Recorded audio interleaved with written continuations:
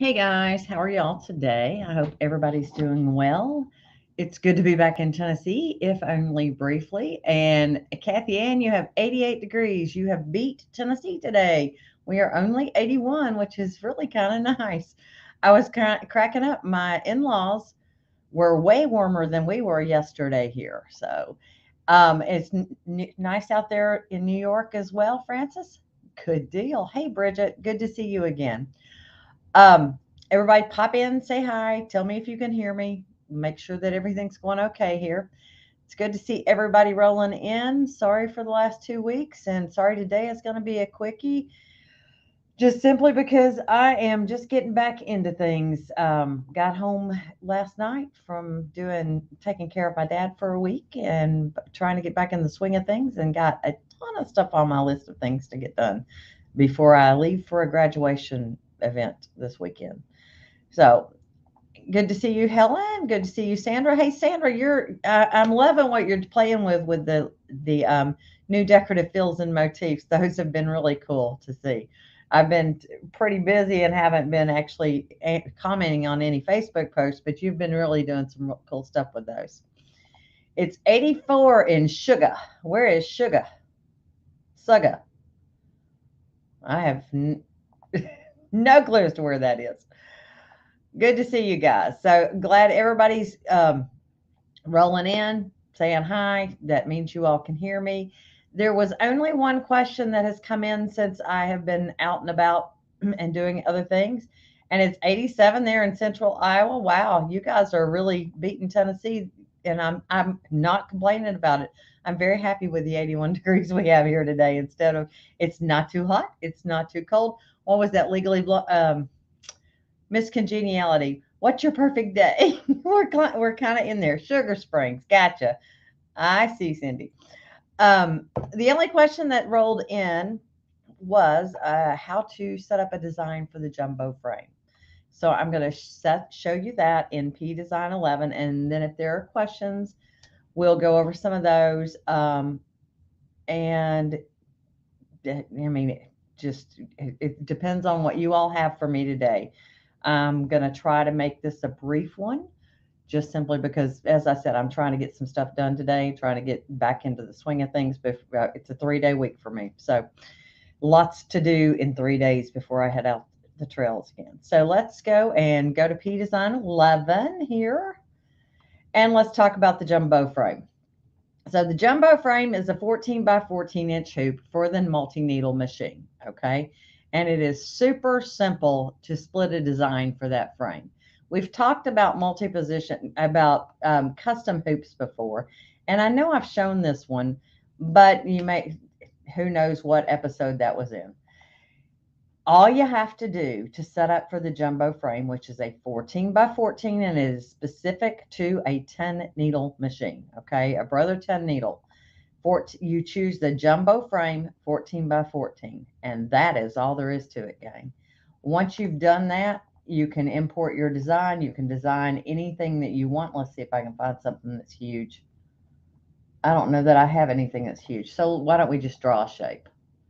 Let's draw us a little heart here, and we won't fill it, just so that you can see what happens. So when I draw my heart, I basically you can fill that area with it, not a problem. So there you go. You've got your big old honking heart. Let's see, let's put a decorative fill in it. Let's plop one of my decorative fills in it. So if we come in here and we look for decorative fills, and let me go find where I've hid mine. So I have saved mine in my fills. So let's see here. Spring summer collection. What are these? Those are motifs. Let's go to decorative fills. Oh, right there. So let's go with a summer one and see what we have. And let's say we want to put in strawberries. I love strawberries. There we go. So there's my decorative fill inside my heart, and it is all set up and ready to go for the jumbo frame. So all I have to do is then, if I have my machine on, I could send it to my network machine, which would be Emma, because I don't think she's on. No, she's not. She's unplugged. Emma's my multi-needle because she only does one thing, and which is embroider. Rhoda is my sewing machine. Because she embroiders and sews. My grandmother was a big seamstress. My mom liked to watch the embroidery. So mom's name is Emma, and it actually was Emily, and that's my 10 needle. My luminaire is Rhoda. So that's how I keep those two separate. But if you want to see I'm going to control M to move that to the middle. If you want to see what's sewn in each half of this frame, you touch down here at the bottom right corner, design property, and it'll show you what's in the first half of that frame, as long as nothing is selected, what's in the first half of the frame. And then when you touch next, it's going to show you what it'll stitch in the second half of the frame. It will use the snowman positioning marker to align both halves for you, so you don't have to think about it. All right, Molly Ann. Decorative fills, it depends on whether you use them in the software or whether you use them on the machine. The machine, if you use them on a luminaire, you can choose to have the light stitch or the heavy stitch.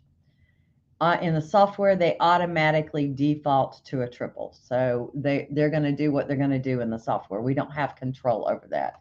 If I touch play, oops, let's make them go slow.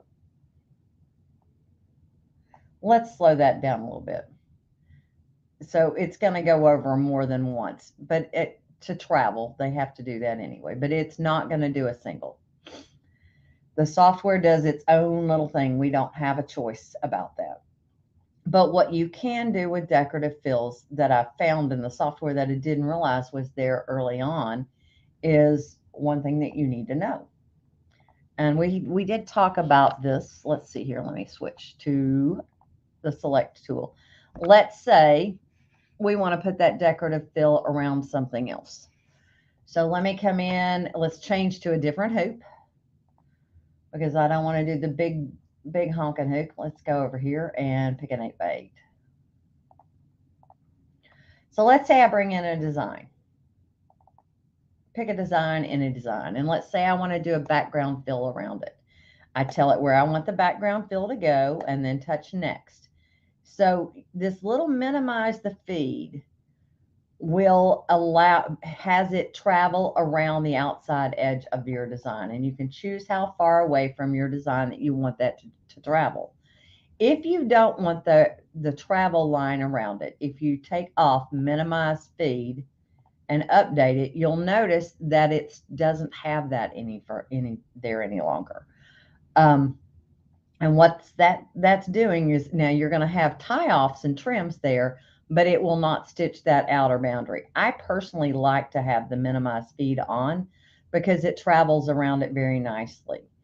So depending on what you like, depends on what you're going to do. In your sewing attributes, though, if you're doing this for some other reason, if you don't want those jumps on, even after you've done this, you can turn off minimize the feed, and you'll notice that stitch line is no longer going to stitch. You can see my dashed lines. That's the placeholder for that, but the stitches are no longer going to stitch there. Yes, I'm saying feed, F-E-E-D, minimize feed in Southern. So no, a 6x10 is not possible to use the 14x14 hoop. That is a different technique. So for that technique, let's hit here. Let's do new. So you've got a 6x10 frame. So let's choose your 6x10 frame, which is here. For you would choose, instead of 6x10 here, you would choose custom size. And you want your section size to be the 6x10, which would be this one right here. I usually do this in metric, just so you know, simply because you'll get all of your hoop size instead of just partials. So if you wanted it to be around 14 inches, you have to increase that size of your frame. So if I change this to 14 inches, there's my 14. So I'm going to have 1, 2, 3, 2.5 hoopings, basically 3 hoopings. And let's take this up to 14 inches. Oops, too far. So you're going to have halves on the bottom. This is the size that your segments would be. So this would be a segment, this would be a segment, this would be a segment, this, and this. Let me show you what that looks like. So let's do the same thing here with our heart. And so let's click off of everything so that we can see what's going to sew and what. Actually, let's put this in the middle first, Control M. And then let's see how it's going to stitch. If you look in your design properties on the bottom right-hand corner here, touch that. It brings this up and tells you that you're going to actually have 5 hooping positions. So we touch, this is going to sew in the first, and after it sews the first, it will sew a basting stitch down this area and this way, and that is your not defined color. When you touch next, it's going to stitch the basting stitch first, and then the basting stitches to connect to the next pieces last. So this little section right here would be first, and then it would stitch your fill and your outline, and then you would have another basting stitch and another basting stitch here. When you go to the next segment, it would give you a basting stitch here first, and it looks like it does not have any that it would have to connect to. So when you touch next, this is a little tidbit that you would have for your 4th position, and there would be a little running stitch right there. And when we touch next, this would finish it off. It would do your basting stitch first to line up, and then you would be finished. So that's how that one works. And if you remember, we did talk in version 11, there is this hoop setting thing, so you could move your section sizes and see about playing around and seeing if you couldn't get things a little bit more in the manner that you want them. So let's see what that does. So we kind of changed that a little bit. Let's see, let's move this a little bit. And let's say we want this to come over a little bit so that we don't have quite the same. There we go. Now, if you look at them, let's go back in and look at our design again. And let's see what our hoop sections did this time. So this time it's going to take 6 hoopings. And you can tell that it has changed it up a bit. And everybody's gotten a little bit more in them. I personally would have left that one alone because that would have been fewer. I wouldn't have had to deal with the last hooping. But you can play around with that and see. And that's really nice for when you're trying not to have a design split smack dab down the middle. Okay. All right. Other questions for me. I do believe this is the last week for the sale on the decorative fills. So if you're still interested in those, I believe this is the last week for the sale that I have. And let me see here. Let me pop that banner up. If you buy 2, you get the last one half off. And so that's buy B2G2, excuse me, read it. I can't speak today. B2G1 half. And then 15% off any single collections, 15% off or 15 off. So let me come and read this last question here.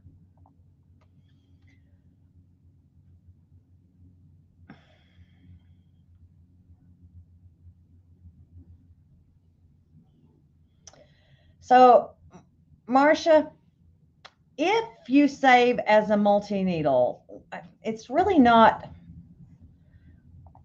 I'm trying to think. P Design doesn't ask you if it's multi-needle or not. That's a BES that asks that. And it honestly, the biggest difference is that it holds on to some trim codes for you. In P Design, what you want to do is if you are designing for a multi-needle, you have more controls over things, such as trims, turning them on and off, that you don't have if you select a single needle machine. So let's go back to hoop size, and I'll show you what I'm talking about here. So let's say we want to go with an 8x8. Works for me. Let's come in here and let's look at text. And let me type in my name here. So if you look in your sewing order window, you'll notice that there's a scissors button here. And let me take this off to where you can see if I take show by color order off. So you'll notice that there's a trim code indicated at each spot here. If you don't want it to trim after a letter, in a multi-needle hoop, you can turn off that trim.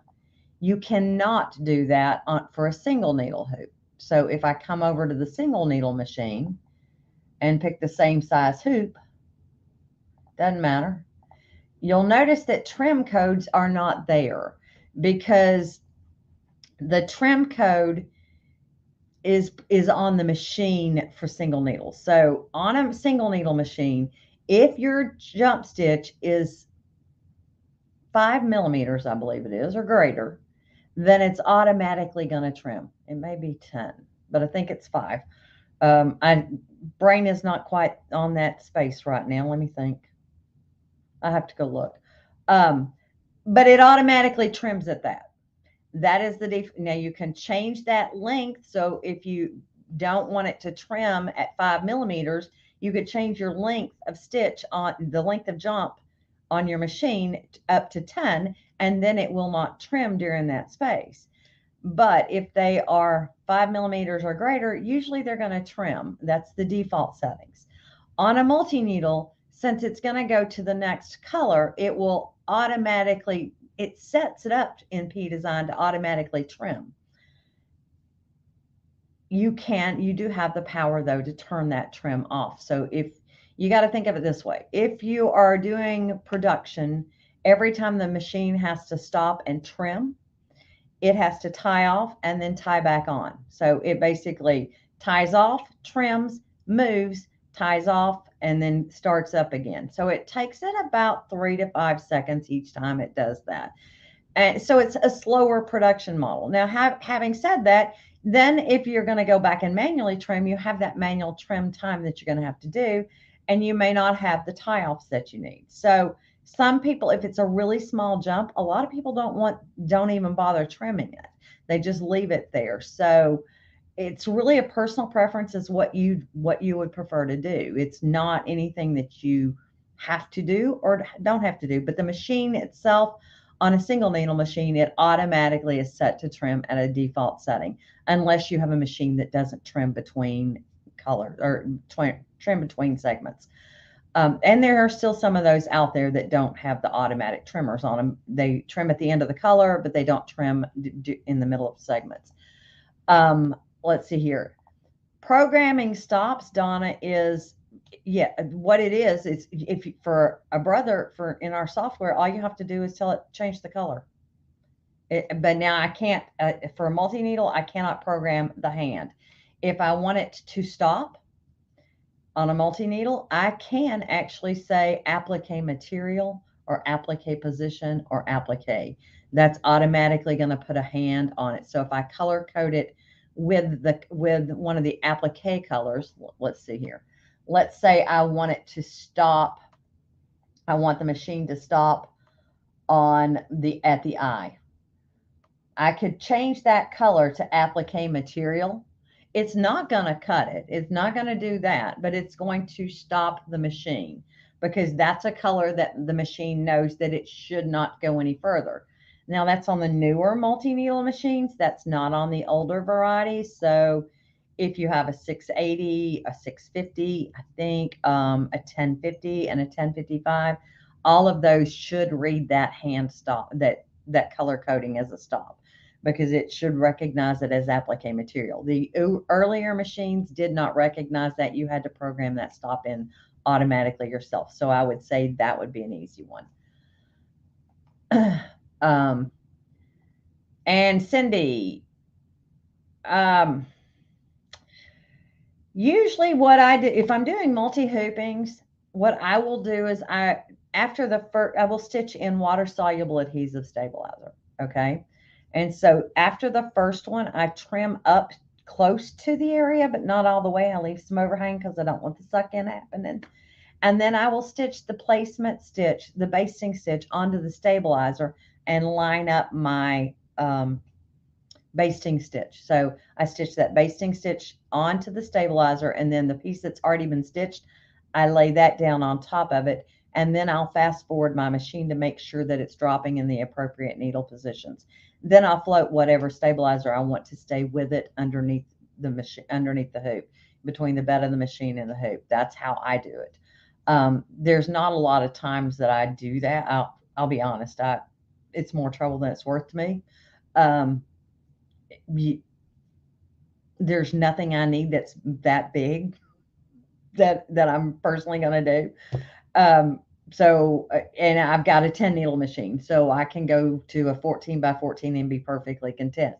But I have done it in the past. I have done larger projects. It's just you want to make sure that those are going to line up. So it's not a centering in your hoop kind of thing. It's a making sure you're on your basting stitches.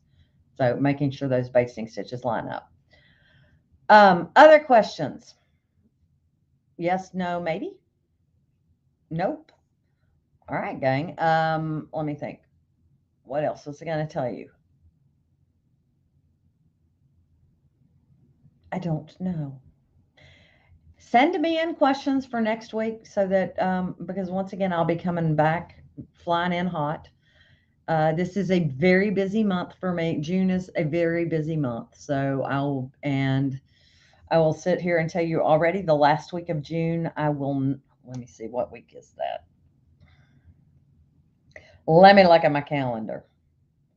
I will not be doing a live the week of the 26th. I will be out of town working again. So, and yeah, that won't be, that's it. So, um, I am not sure what you're asking, Francis.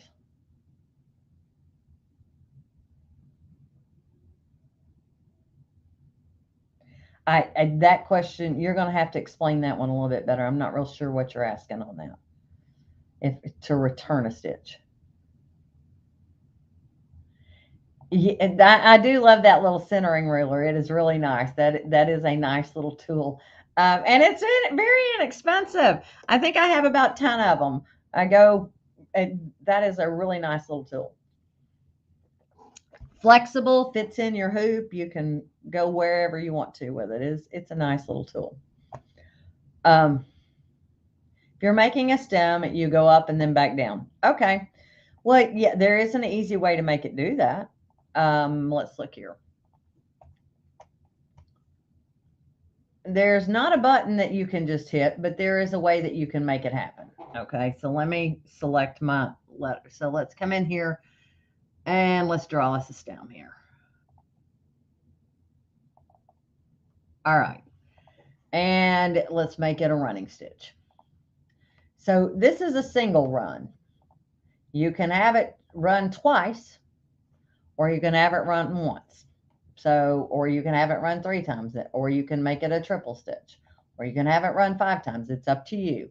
But let me show you a little trick. When you go to your entry and exit points, right now it's going to start here and end here.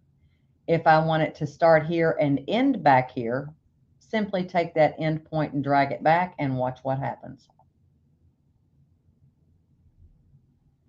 Oh, wait a minute.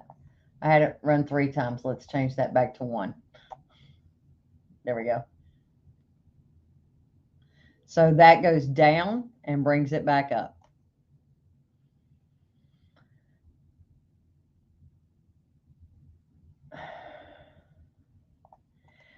Yes, I do like the Durkee sturdy frame. It's a nice little frame.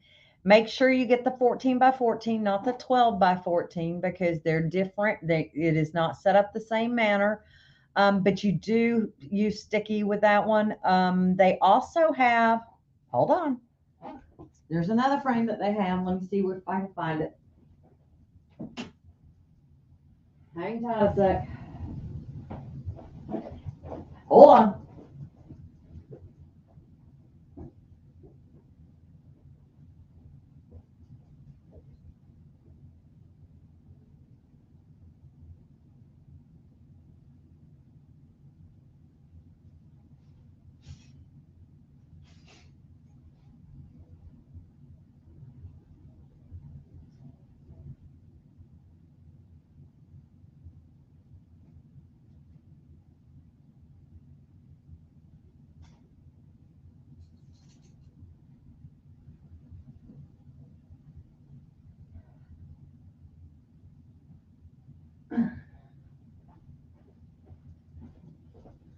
All right, so Durkee also has this one.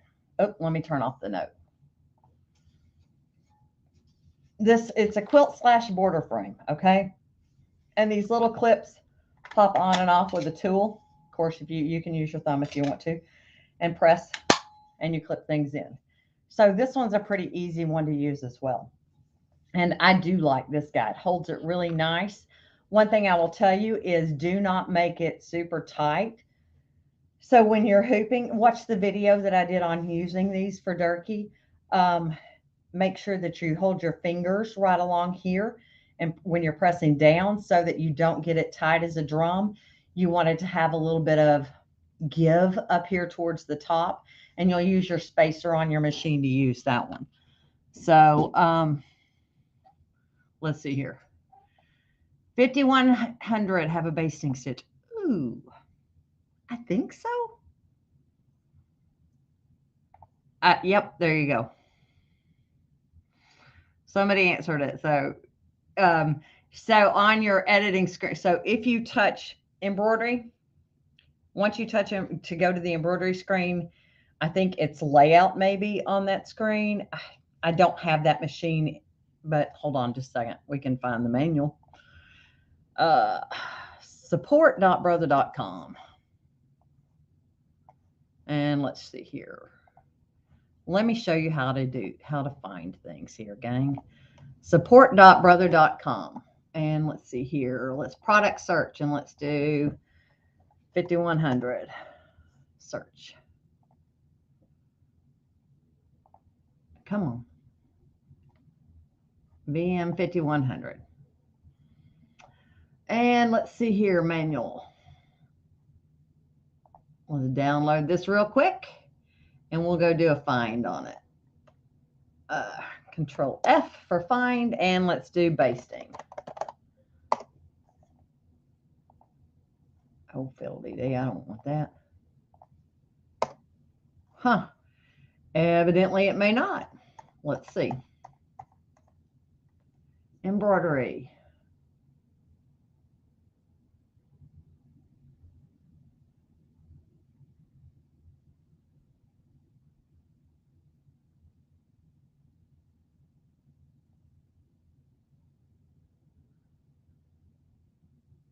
I do not see that.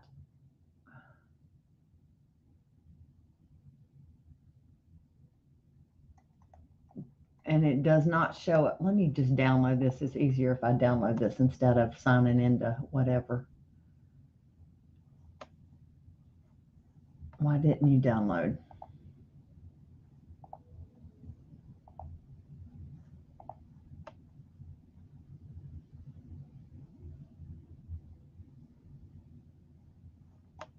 It should have just downloaded. Hence, a few tools may be disabled. So let's see here.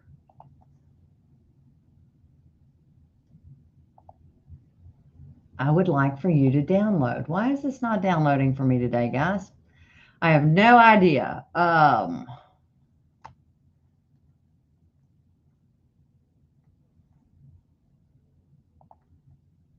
Open in desktop app. That will help me out. That's the one I want. There's the download button.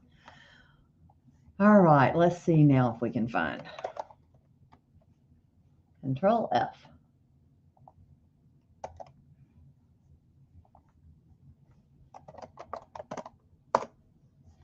All right, basting embroidery, page 84.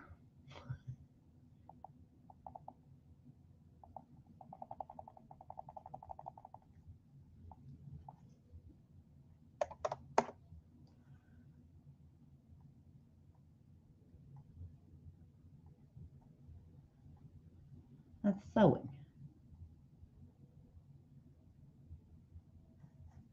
Basting, next.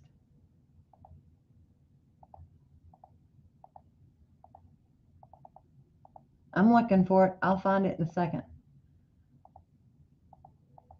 We're finding all of it in the sewing functions. Don't want the sewing functions. Want it in embroidery.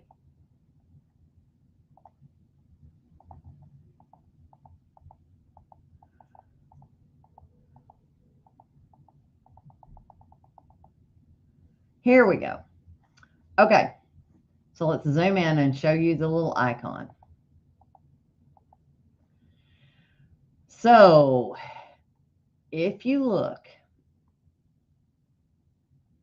okay, that's your single color embroidery. Basting is the one with the flower and the little basting stitch here. And it is evidently on your embroidery screen, but it's going to be down at the very bottom. Okay. Oh, thanks, Cindy. So there you go. And I think I mean, Robin, it's a nice hoop. I do like my jumbo frame. I have both of them. I actually have all three. I think I have the jumbo frame, that's the sticky paper one.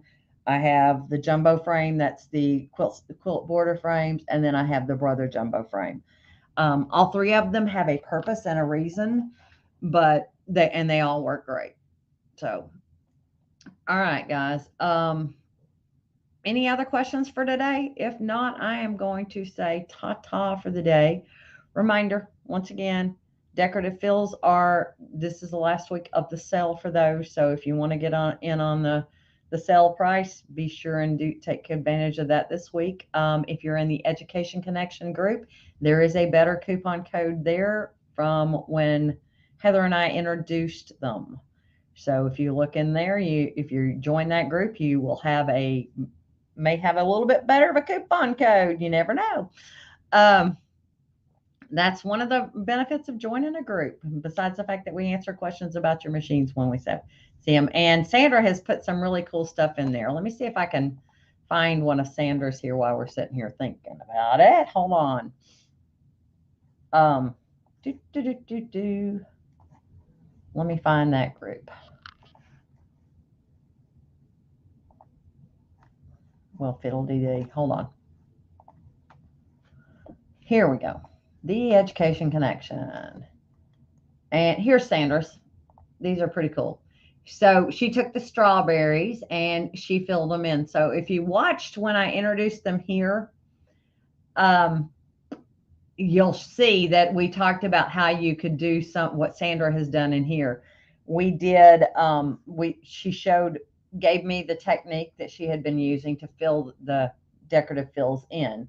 So that's kind of a fun little workaround and a play that you can do to get filled in decorative fills. And I do have one here in front of me where I've been playing with the umbrellas. So that's with a different decorative fill, and you can do decorative fills, and you can change them to decorative fills. And I did that the day I introduced them here, so about 3 weeks ago, I guess, if I had to look. This is the Education Connection group here, though. So she's been showing her little experiments that she's been playing with the decorative fills. This was her first one, and I liked those too, Sandra, just so you know. I thought those were lots of fun as well. I love the loop-de-loop flowers, so those look good. And hi, Jennifer Johnson. I'm so excited to hear you have a new machine with BES Blue. I think you will love it. I don't know what machine you got, but if you've got a brother machine, you can't go wrong at all. They are all wonderful machines, even down to the low end. I've been playing with low ends lately. They're kind of quite fun. But Sandra's little activity here, I'll do one with the strawberry, kind of show you what she did with hers, is she went in and went to the home tab and she went and did background fill and selected the colors that she wanted to fill. So let's say she wanted to fill all of the strawberries in that particular design. There you go. Touch next, and then she picked a fill. We want the spacing down to nothing, so you don't want any offset on this one. And let's pick a different decorative fill to go in it. Not one of mine. Let's pick one of the ones that are built into the software. Let's say we want to do the crackle. Crackle works pretty well on most of them. And let's make them tiny.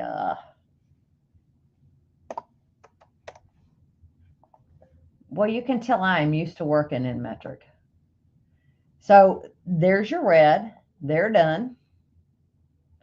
And if you want to go back in and do the greens, touch background fill again, touch the green stems.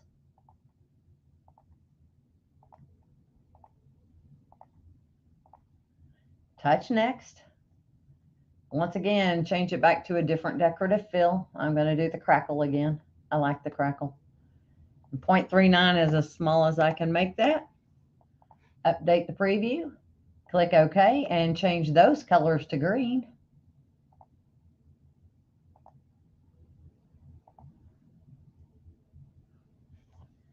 And there you go. You have different decorative fills for your decorative fills. So it's kind of a lot of fun. You can play and have a totally different look with it. And yeah. So, okay. You can, I mean, you can play as much as you will. So what did you say? Has rather wiggly lines for the football as you traced it. Okay. Not real sure. I liked the first one, but the second one I can see why you liked it better. Um, I wasn't real. Your process kind of lost me as to what you were doing to split your circle. Wasn't quite sure, but it's pretty darn cool. Those look pretty slick, Sandra. So y'all can have fun and play with those, and then you can do this with the decorative fills that are built into the program as well. I just gave you some cute options. If you weren't around to see what the options were originally, if we go into our decorative fills, let me come in and find my collection here, my fills. So let's see here. Here's my decorative fills. These are the spring one. So you could see she used the loops on one of them, and then she had used the honeycomb, which is in a different one. But you've got a honeycomb decorative fill collection.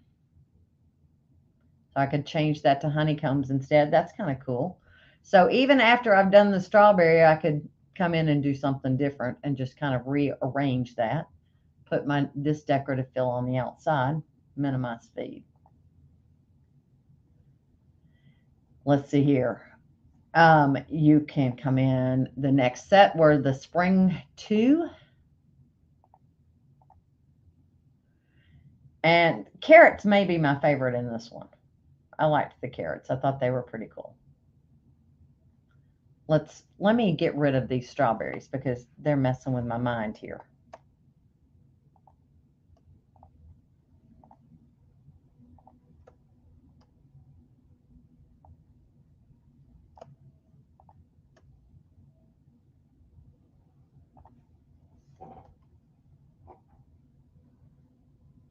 So there's the carrots. What else we got? And then there were a lot of, I did some eggs. The eggs with the paintbrushes I do like as well. There's quite a few different options. I tried to give a different variety for pretty much something for everybody. The bees were inspired by Heather because Heather's my bee person.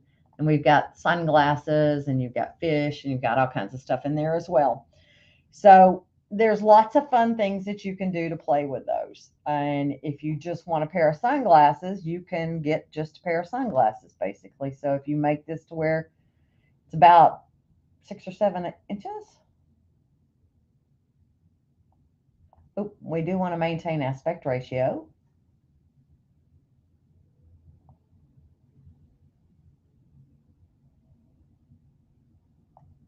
And if you look down at the bottom, we're about to get to, oh, that's cool. And you can change the centering position. So if you want to change where it's radiating from, you choose your edit point tool, and this changes where the design itself centers from. So you can change the look of things as you move them around that way as well. I learned a lot of stuff while playing with these. And if you take off minimize feed, that means you don't have to have an outline around them. So then if I turn off my outline stitch, you don't have an outline, but you've got to realize it is going to jump on the edges. That's what minimize feed does for you, is take off those jump stitches. They won't jump in the middle, but they'll jump on the ends. So, all right, guys. You all have a wonderful rest of your week, and I will see you next week. Send in any questions that you have for me. in between, and I will see if we can't come up with some answers for you next week. Y'all have a great week. Bye bye.